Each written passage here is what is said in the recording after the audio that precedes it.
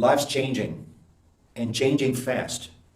No matter if you live in a big city or in a small village, your life is being impacted by waves of change in your personal life, professional life, in any aspect of your life. But this is not an individual phenomenon. It is a global phenomenon. Think about society, economy, the environment. Humanity is going and is causing and it's suffering a massive global wave of change. We could try to address this change or even to understand it using several different approaches. We could think of an esoteric approach and talk about the age or the era of Aquarius. We could think about the economy. We could think about the age of information, the impact of the internet. But we could also use a very simple but very powerful way to look at that. Let's use nature. In nature, change can be understood through the golden proportion or the Fibonacci sequence. We can see this sequence in the stars, in the galaxies, in the flowers, in the waves. We could see that spiral practically in everything that we look at in nature, even in your body. But let's use a very simple image, the classic image of the Fibonacci spiral over a cocoon. If you think about that spiral unfolding its elements, we could see the birth of this spiral. The classic way to see or to calculate the elements of this Fibonacci spiral are by adding the current term with the previous one. So everything begins with the non-manifested all, 0. From this 0 appears the principle of all manifestation, 1. When you add the non-manifested and the manifested, 0 and 1, you have another 1. And the following element is by adding 1 and 1 and 2, and 1 and 2, 3, and 2 and 3, 5, and 3 and 5, 8, and so on. And there you have it, the Fibonacci spiral, right in front of your eyes. But if we took this spiral and instead of plotting the elements over this nice cocoon, we draw a line of successive change, how would it look like? So if we think about the decades that we have gone since the major disruption of the last century, the end of the Big War, and we saw the cumulative impact of change, decade over decade, we would have a curve more or less like this. Now imagine that this is only one aspect of your life, your relationships. But let's think about your profession. Let's think about the environmental change. Let's think about the waves of information that impact you in every second. So if we combined all those exponential curves, what image would we have? That line, that combined line of change would look more or less like this. This is the true meaning of the classic intersection of the cross. The cross is not a religious symbol. The cross means the crisis of the consciousness when it reaches its tipping point, its turning point. We are reaching that tipping point collectively, globally, as the entire humanity.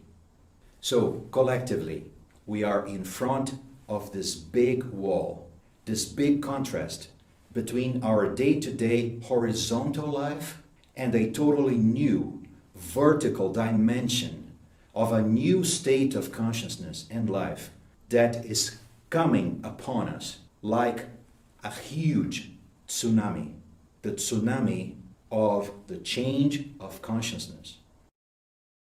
Many people are aware or becoming aware of this change, and as a consequence, people are searching everywhere for an answer, for a key, for a solution of this paradox of our day-to-day life and a new state of consciousness that must take place.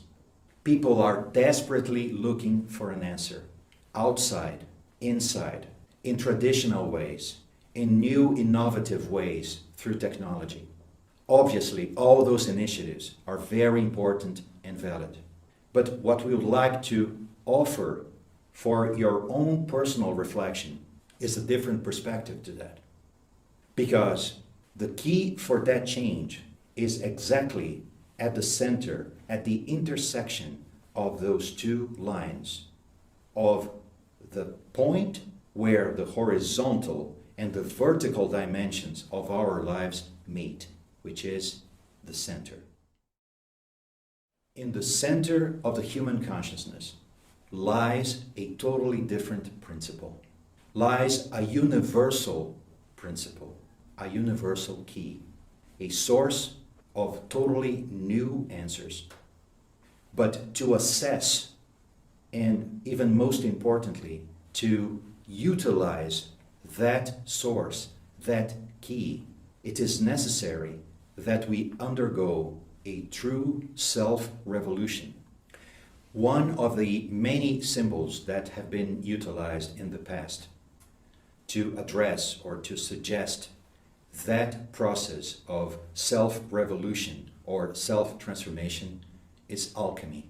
So alchemy is not an old, obscure, lost science or even pseudo-science. Alchemy is a symbol of a transformation that must take place inside of us.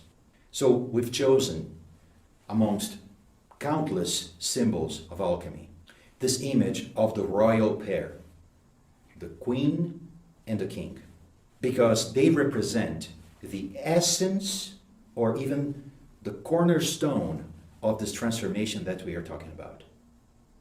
The royal pair doesn't mean a perfect couple, and it's not the symbol of something that is far away from you.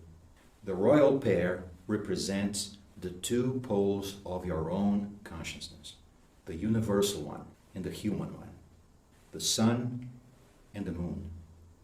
And they must meet in your life, in the tree of your life, in your natural life, and celebrate this communion, this union, to generate a totally new state of consciousness.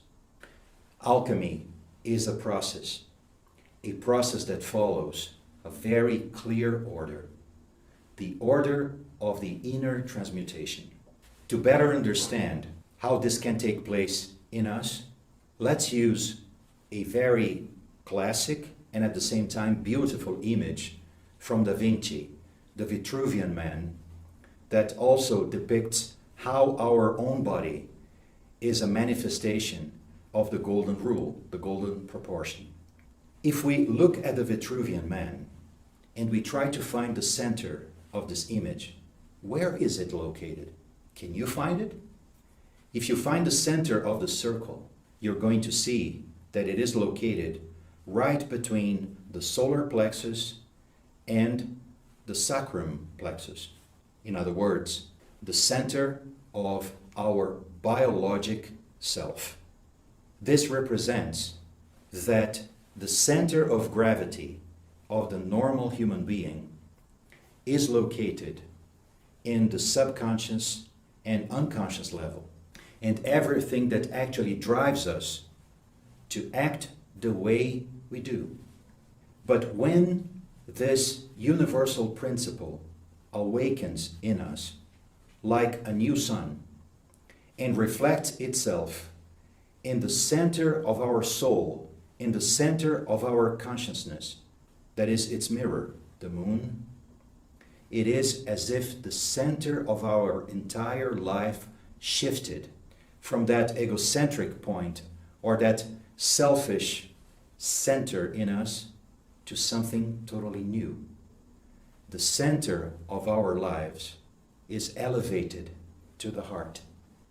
In that moment, we become seekers. Seekers of something that we cannot define.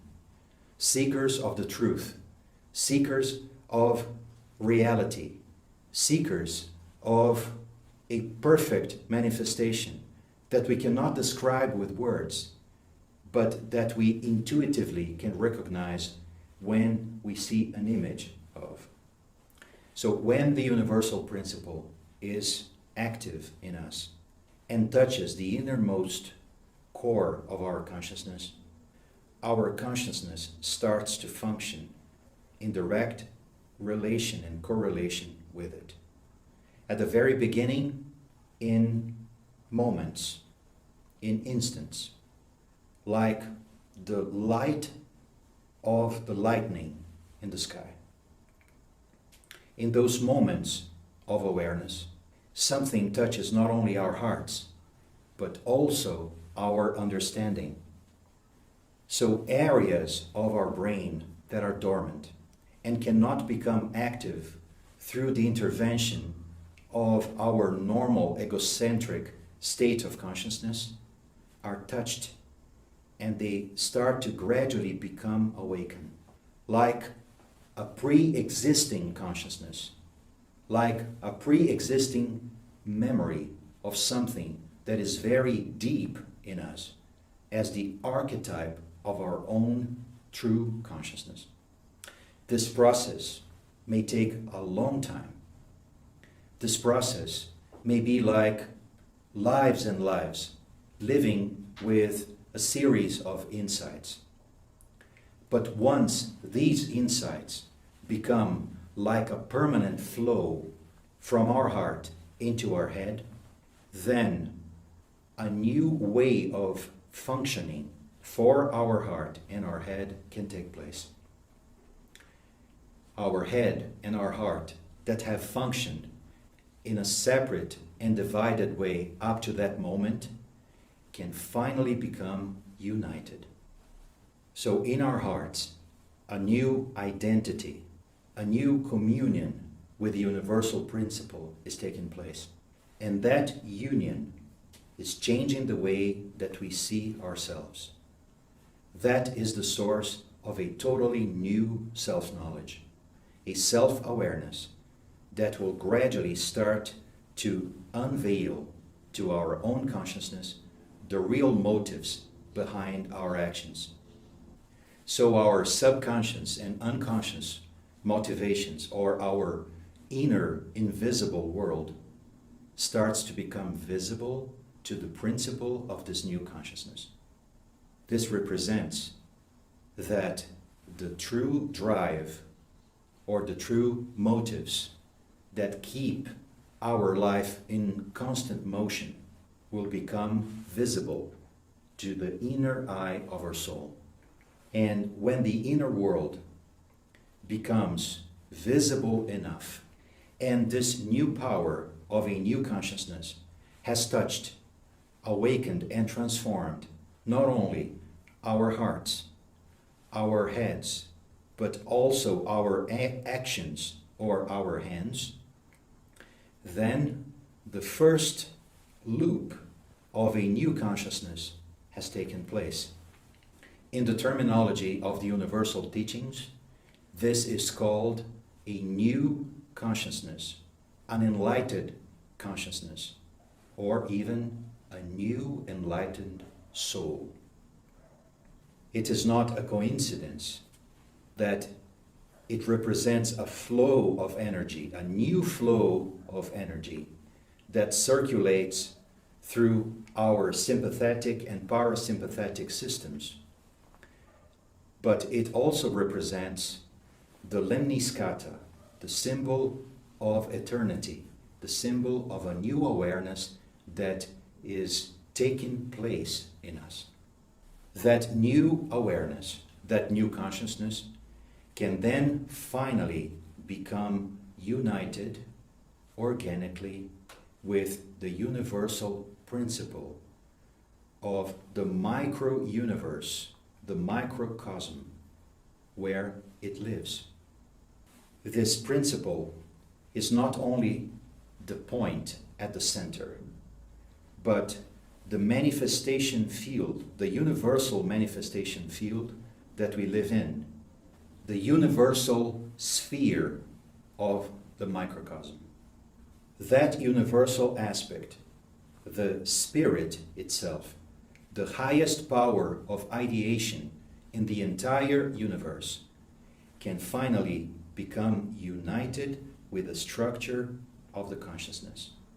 And by becoming united with the central pillar of our serpent fire system, it then transforms not only the consciousness into a universal spiritual consciousness or a spirit-soul consciousness, but also modifies, transmutes, alchemically transmutes the four vehicles of manifestation of the soul, the four bodies of our personality: mental, astral, etheric, and physical. That is the meaning of the sublime symbol of the caduceus of Hermes, of the staff of Hermes. It is the meaning of the organic transformation that can take place in us. This new consciousness that generates a new state of life is the key of the transformation that is required from each one of us today. That self-revolution is the only way that we can unite our lives with this vertical dimension of a massive global change. If we don't go through this transformation individually, we cannot become true agents of change in the world, because we'll be trying to repeat with our egocentric consciousness the old patterns, the old solutions for totally new questions. The future cannot be a repetition of the past. The future must be born from the eternal present that lies within us. That is the key. That is the path, the inner path, the spiritual path, that every seeker of the truth must go through. That is the path that lies in front of us since the dawn of times. The path that all spiritual schools present to the seekers. That path is not a dream. That path is a reality. And that path is also the message and the proposal of the modern spiritual school of the Golden Rosycross.